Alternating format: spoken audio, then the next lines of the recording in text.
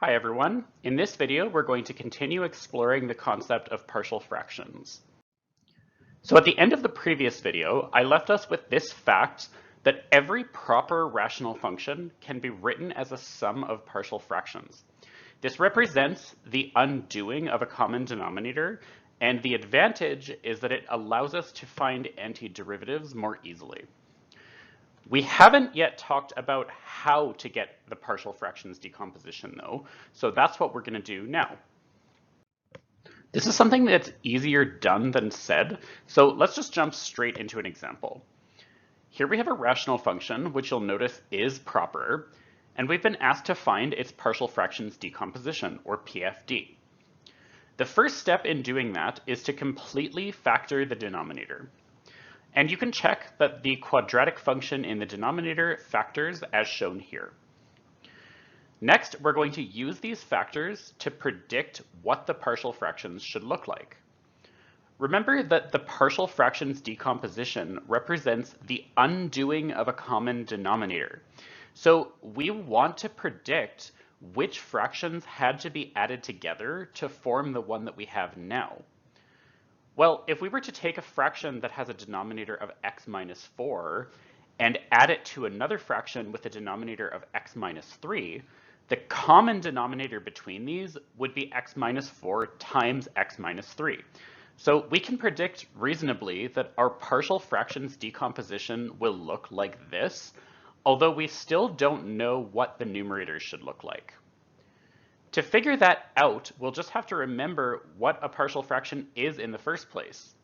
Remember that there are two types of partial fractions, but in this case, we appear to be building ones that have a linear function in the denominator, and that means the numerator should be constant, according to the definition given in the previous video.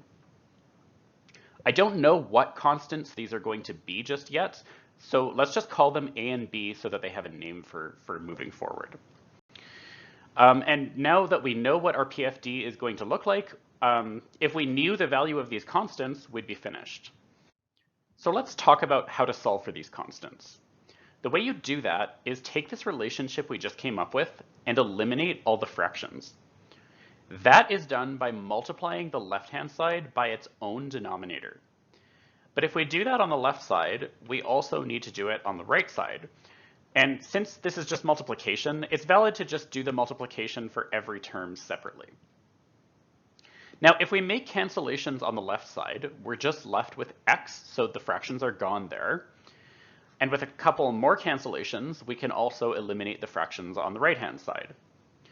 So this new equation, really, it represents the same relationship that we started with, but we've just made it much simpler by doing this. The key now is to recognize that the left and right side should be equal for all x values. So in particular, we should be able to plug in whatever x value we want and still be assured that the equality is valid. Literally, we can plug in any x value we want and it will do the job, but my suggestion is to use ones that are easy to work with. In my opinion, the easiest thing to do is choose an x value that will make some of these terms disappear. In this case, x equals 3 would make a good choice, but let's see why that is. If we plug in x equals 3, this is the relationship that we will come up with. And one of these terms disappears entirely due to that factor of x minus 3, leaving us with a pretty simple equation. And in fact, since we managed to eliminate that first term, the only remaining variable is b, which allows us to solve for that unknown value. We still need to solve for a, but that can be done by plugging in a different x value.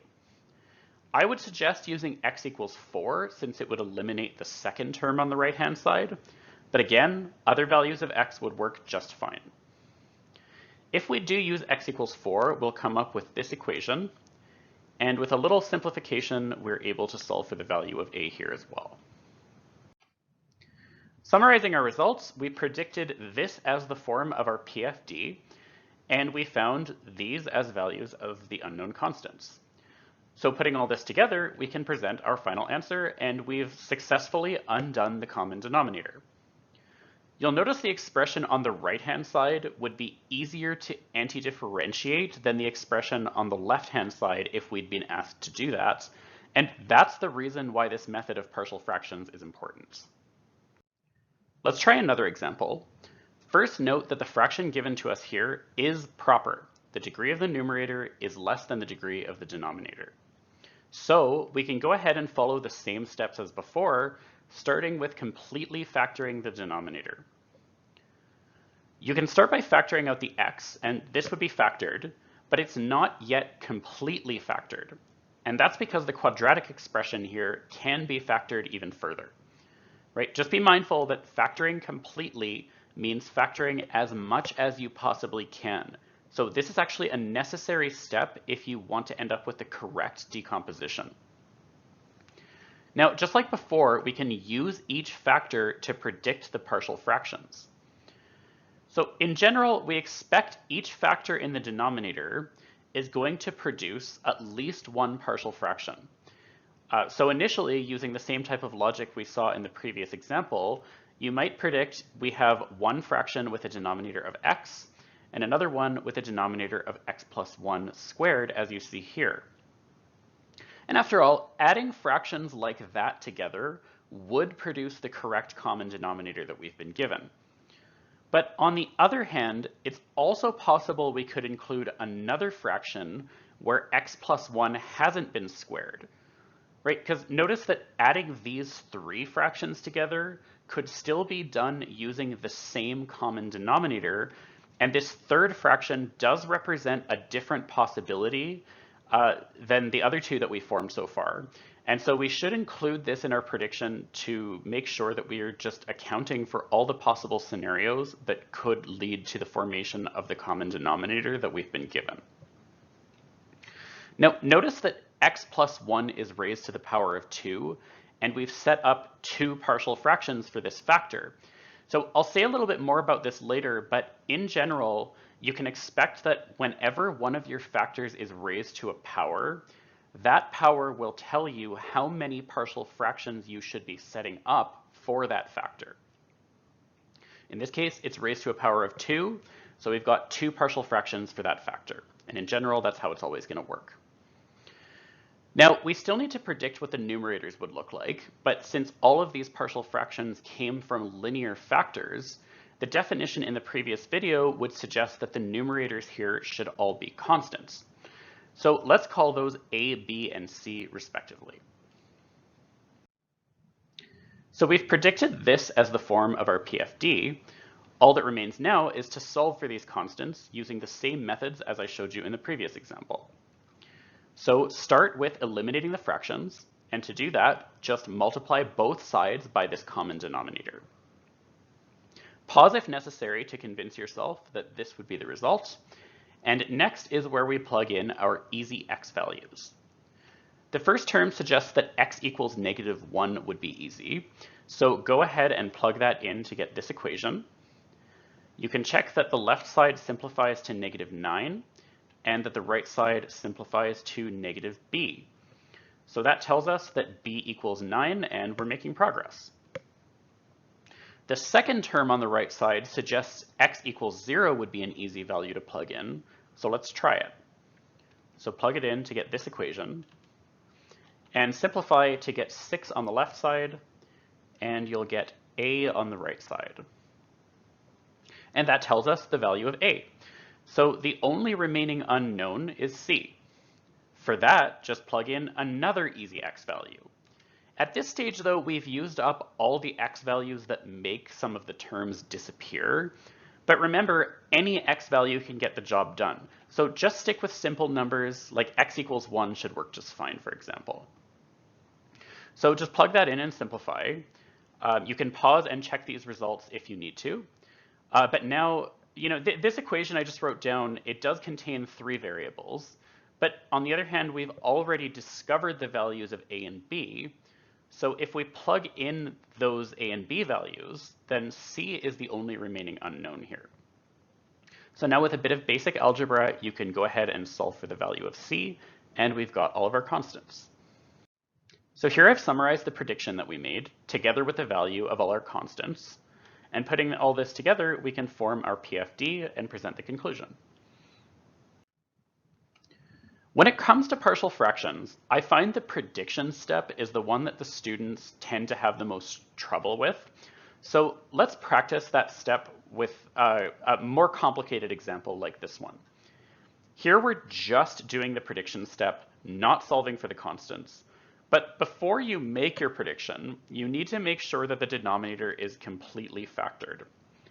Notice that this quadratic expression is factorable, so it's important that we do that first. And also importantly, notice the quadratic itself has been raised to another power of 2, so that also needs to be accounted for. And after simplifying then, this factor reads as x plus 1 to the power of 4. You should also check whether this other quadratic is factorable, but a quick check that the discriminant is negative tells us that it isn't. Now that we've completely factored, we're ready to make our prediction. Let's start by focusing on the factor of x plus 1. We notice that this has been raised to the power of 4, so we should set up 4 different partial fractions for this factor according to our discussion in the previous example. So start with a denominator which is raised to the power of 4, then add another which is raised to the 3, and another which is raised to the 2, and finally another which is raised to the 1. We need to include all 4 of these in our prediction just to make sure that we're accounting for all the possible scenarios that could provide the correct common denominator. Since all these partial fractions came from a linear factor, we should give them constant numerators in accordance with the proper definitions. Now let's focus on this quadratic factor. We notice it's raised to the power of 3, so that means we should set up 3 partial fractions for this one. The first one would have a denominator which is raised to the 3, another which is raised to the 2, and another which is raised to the 1. Now these partial fractions come from an irreducible quadratic factor, so according to the definition from the last video, the numerators here should be linear, not constant. Linear means mx plus b, but I'll call this one ex plus f just to follow the same lettering scheme as all the other terms I've put so far. So similarly, we'll call this one gx plus h, and this one will be ix plus j. Last up, we need to account for the factor of x here. Now this one has been raised to the power of 2, and so we need to set up 2 partial fractions, just like these ones as shown here. Notice x squared should be viewed as linear to the power of 2. So since these fractions came from a linear factor, the numerators should be constant, as I've done here. Hopefully this example clarifies all the considerations that need to be made in the prediction step. But if you still have any trouble with this step, make sure to check in with me for help. But for now, I'll end the video here and I'll see you next time.